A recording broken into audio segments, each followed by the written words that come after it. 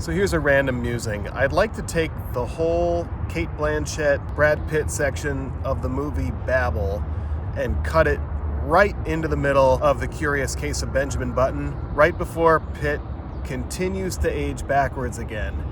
It would be no more or less random than Button, and plus it would make Pitt a more active character for a while before slipping back into saccharine passivity.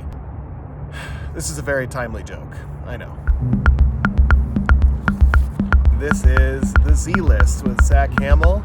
So today I just want to talk about the films that I watched in January of 2024, and there were quite a few of them, not as many as usual, but I've been watching films in preparations for the Oscars, and I want to find something nice to say about each of them, so here is my list. Starting off with Cassandro, starring Gael Garcia Bernal as a gay luchador, and it's the first narrative film by Roger Ross Williams, who previously was a documentarian, and it is a joyful, fun movie. It is streaming on Amazon Prime, and it's definitely worth seeing. Next is Showing Up by Kelly Reichardt, the director of Old Joy and Meek's Cutoff and Certain Women. And this one was really fun, especially for people who identify themselves as artists, for people who feel the joy and frustration while also having to live life, work jobs, deal with neighbors, deal with landlords, and all the other stuff that gets in the way of creating art. It was just a perfect movie. It just narrowly missed my top 10 list for the year. Next is Bottoms, directed by Emma Seligman, which I thought was really funny. It kind of fell apart in the second half for me, but the world building was like no high school and like every high school. The way they captured it, and just the jokes are fast and furious. Next is the movie The Iron Claw, directed by Sean Durkin.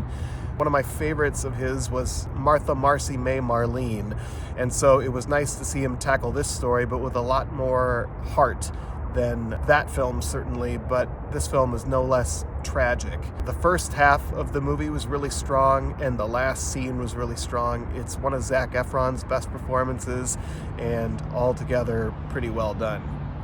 Next, because I have two children, we watched Captain Underpants, the first epic movie. It's fun. It's cute. Next is Anatomy of a Fall, directed by Justine Triet, and oh my gosh, this was, I believe, number 5 on my top 10 list. It was just so incredible, the way they took a police procedural, a courtroom drama, and they made it about marriage. The way it was filmed, the sort of accidents of, finding the shot in the moment, the way they would describe events and the way those events would play out, either as sort of a rudimentary reenactment or as what may have happened. And the amazing thing is that you can never really know someone's marriage, what it's like, and this movie examines that really well. And also the sense of atmosphere in the movie is second to none. You feel that cold. We've all been in a house like that in a winter with that much sunlight and that much noise and cold and just very, very unsettling tone. Next is American Fiction by Cord Jefferson, where we get Jeffrey Wright for the first time as a leading man. Oh my goodness. It's about time, right? He's finally a leading man, and he delivers.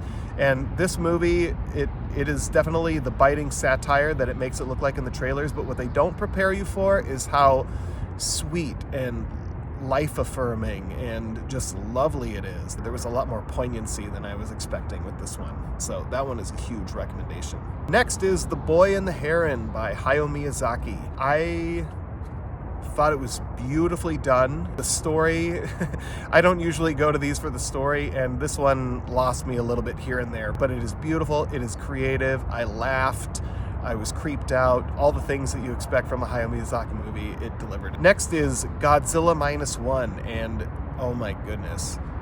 The less you know going into it, the better, but it is one of the most thoughtful and sobering examinations of bravery and redemption in the face of unspeakable grief, trauma, and loss. And it also happens to have Godzilla in it. I mean, and the less you know, the better. Next on the list is Ferrari. can I say about Ferrari? It's nice to see Michael Mann directing. It's nice to see that he's got a better handle on how to use digital cameras. And there's a great cast. Penelope Cruz in particular is very fierce. But it misses the mark for me. It kind of funnels this fatalistic Michael Mann view. It kind of grafts that onto this Ferrari story, which I don't know if that works every single time, but it is a bit joyless and disjointed. Next is How to Train Your Dragon. How did I go all these years having not seen How to Train Your Dragon? But it's fun having children and getting to experience these things anew. So that has been a real fun joy for me, is getting to discover these movies. So yeah, this one was a lot of fun and beautiful. Oppenheimer. I've seen Oppenheimer a few times now, and I actually watched it twice in a row, and I love the movie. But I would say, just in terms of filmmaking, the first 20 minutes and the middle section from the Trinity test all the way through the aftermath, the hallucinations that he starts to have around the implications of this Trinity test, it's the best work Nolan has ever done. Next on the list is a rewatch of Ari Aster's Beau Is Afraid. This was also on my top 10 list. I can't remember off the top of my head where it was, where I placed it. This one it's not something I can even recommend to anybody. Really only serious film nerds should watch this movie. I don't really know who it's for. It's childhood trauma and anxiety wrapped up in a nightmare comedy, and Joaquin Phoenix is brilliant. Nathan Lane is hilarious. There's a lot I could say about it, but it is a really deeply upsetting film. And then last on the list was something I had never seen on the big screen before, but I'm a big fan of Paul Thomas Anderson, so I got to see Hard 8 in theaters for the first time. It was amazing to see his first film writ large, and to see, this is a very young man making his first movie, and the stuff that works really works, and the stuff that doesn't work is okay because he's just trying things out. Admittedly, the Samuel L. Jackson stuff is the weakest part of the movie, and it's not because of him. His performance is great. It's just, as written, it feels like we should have a crime element in here. But the stuff that really works, it's very cinematic, it's very beautiful, lots of shots of people walking. It's one of his favorite things to do. Great camera moves. Gwyneth Paltrow giving an excellent performance, and a really sweet performance by John C. Reilly, and of course the great Philip Baker Hall. So that's it. Those are the movies that I watched in January. Let me know what you think. If you like these movies, let me know in the comments what you think of them. I'm going to do some more of these videos where I talk about films, but I'm going to use this opportunity to plug myself. I am a filmmaker, video editor, director, writer, and please check out my work at zachhammill.com. I specialize in storytelling videos, personal stories, and if that's something that you would like for your business, let me know. I'd love to chat. Until next time, we'll see ya.